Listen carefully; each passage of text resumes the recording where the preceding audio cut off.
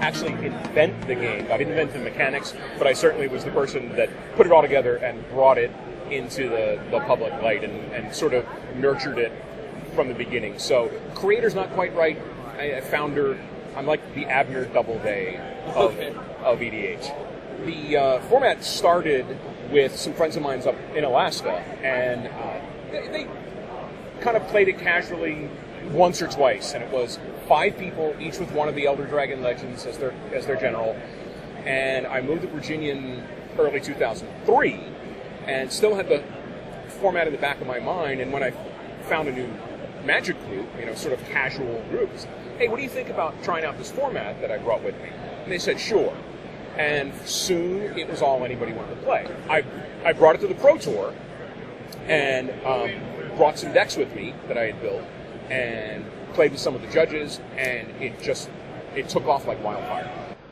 My foray into Commander existed because this nice little thing called From the Vault Dragons. If you remember the actual insert for that, where it described all the different dragons and what they do, at the very bottom at this small little box it says, EDH, take a Commander or Legends, put 99 cards together with it, and you can play it as a deck. And my brother saw that and was like, hey, that sounds like it's really fun. Let's do that. My friend gave me a Heavenly Inferno, beginner thing, decks, where this was the beginner Commander decks, I guess you could call them. And I really loved Kalia or Kalia. Probably cosplay her later. But I have a huge collection of angels already. So I just tore the deck apart and pretty much made my own little Heavenly Inferno, and I stuck with it since. I have a Skullbriar deck also. I got into Commander after I found my first local game store, and everyone was playing Commander. I'm like, this format looks interesting. So I went home and researched it, net deck, Shroom deck. Biggest mistake in my life. And I played it with the group, and they just completely demolished me. And I learned a lot of lessons from that playtesting. I have actually never played a Commander game.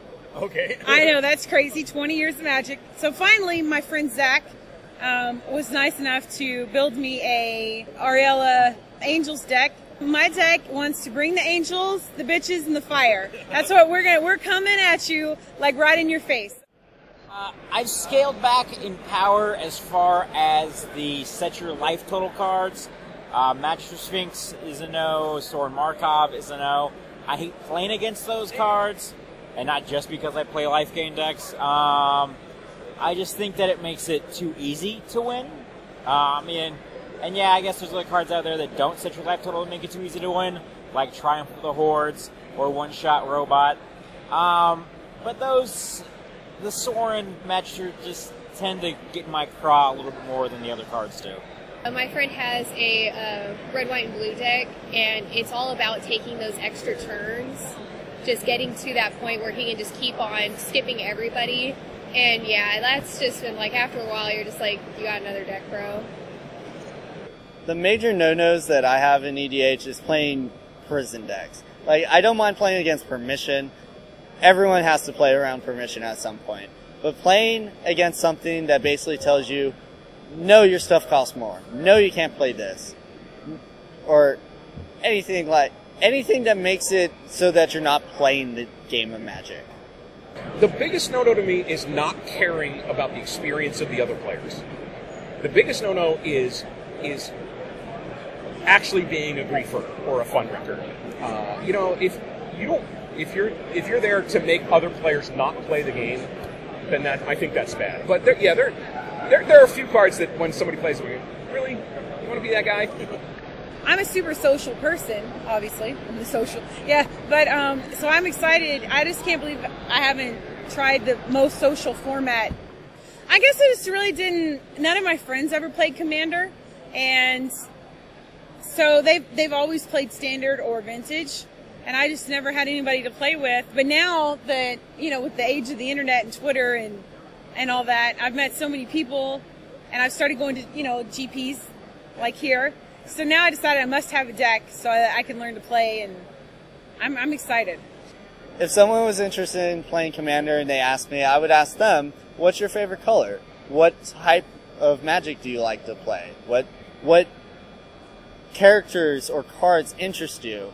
And assist them on, like, the building blocks on creating the first deck involving what they want to play with. The best argument for me is putting a commander deck in their hands. I think when they get it in front of them, they play it out, they go, okay, I can play this guy whenever I want. Ooh, and I get more life than normal, so maybe I can do some more things that I couldn't do in a normal 60-card deck. And then they can just start to see the interactions and then, oh, you know what, I like this card, but what if I play with that card? I bet that would be a cool deck. I'm going to go ahead and I'm going to build that deck. Well, you get to pick like 100 of your favorite cards. And you have that, and I like the format, that special format where it's like you literally have a general with this army of spells, creatures, whatever you want. And you're literally playing like against little other armies in a way. That's how I think of it in a way.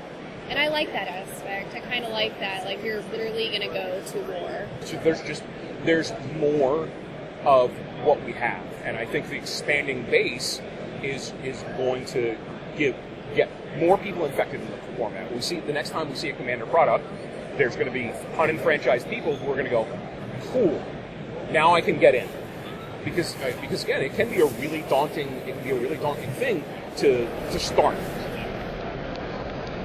You're going to make friends in your life playing Commander that are going to be friends when you're not playing Magic as well. And that's one of the strengths I think of social format is you're going to be driven to play with the people that you want to play with, not the people you're forced to play with.